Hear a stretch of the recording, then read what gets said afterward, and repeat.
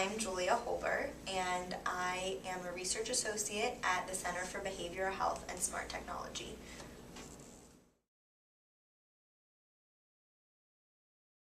I am. I was born and bred in Pittsburgh, but I spent the last 4 years at Washington University in St. Louis.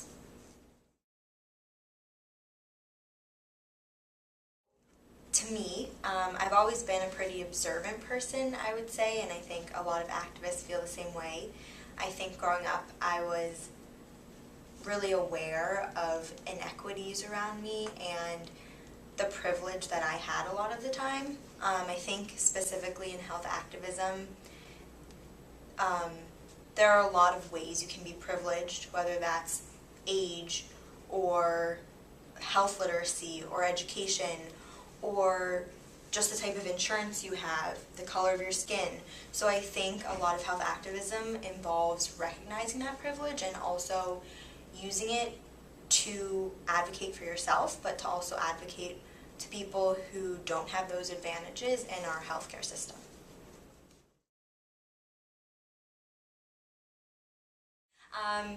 I would say two things that I'm very passionate about are teaching and learning. I think those are really hard to separate in my mind. Growing up, I loved learning. I always loved school. I got all these encyclopedias to read. I just loved learning about facts and telling them to other people and hearing what they had to say. And that continues today. I love reading. I love TED Talks and podcasts and going to seminars and any type of information I can get, I always want to. And I think teaching along with that, I love learning the information, sitting down, talking about it, hearing what other people have to say, having them teach me, having me teach them. Growing up, I was a tutor, a camp counselor, I taught chemistry in college, and I think now I'm looking to go into medicine, hopefully, and I think what really drew me to medicine was that it is this really incredible combination of teaching and learning all of the time, whether you're, teaching patients, learning from patients, teaching other doctors, students, etc. So I'm really passionate about that.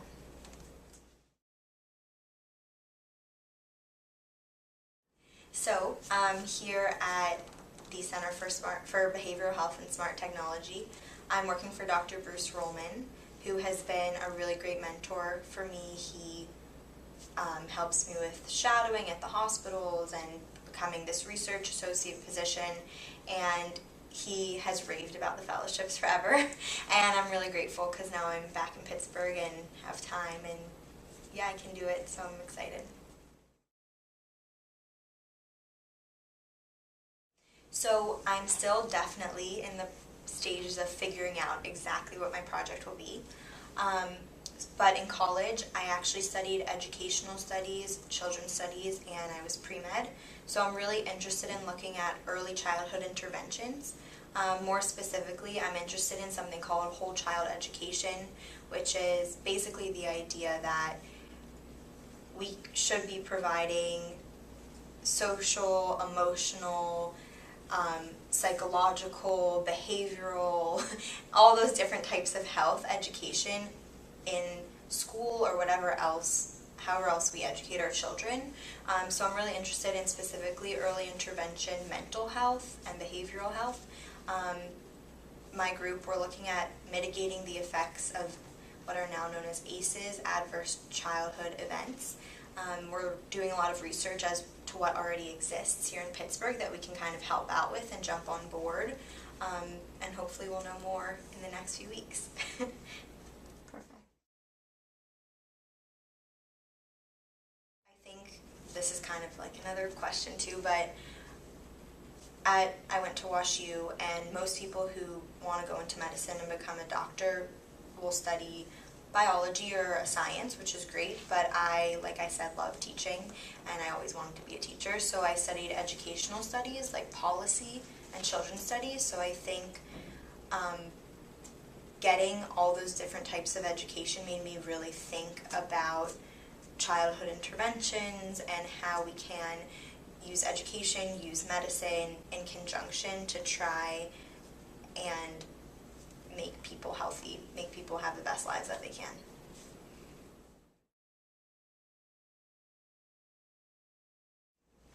I'm sure this is a cliche answer, but my parents really have raised me, I think, to care a lot about other people in general and to notice when other people need your help and to take action, I think.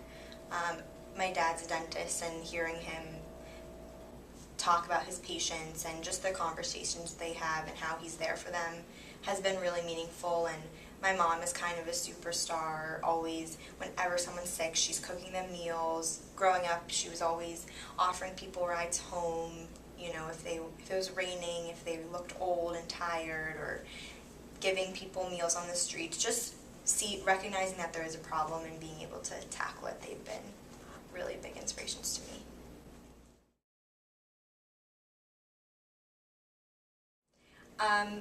I think going away to St. Louis my whole college experience was really transformative for me. I went in really not sure what I wanted to do, and I loved teaching, and I liked science, and no one could tell me what I should do, because they were like a chemistry teacher, and I was like, okay, maybe, but I think being exposed to St. Louis as a city and going beyond the walls of Wash U, I helped out with a lot of children's organizations there, Our Little Haven, the Crisis Nursery, the Spot. I was able to see how medicine was coming together with other organizations and transforming the city and the chance that these kids had.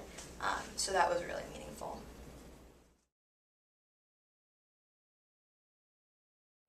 A fun fact, I guess, something definitely no one would guess about me, was I coached basketball in college. I'm 5'1", so usually that's surprising, and granted they were 3 years old, but if I leave that out, then it's a much more fun fact.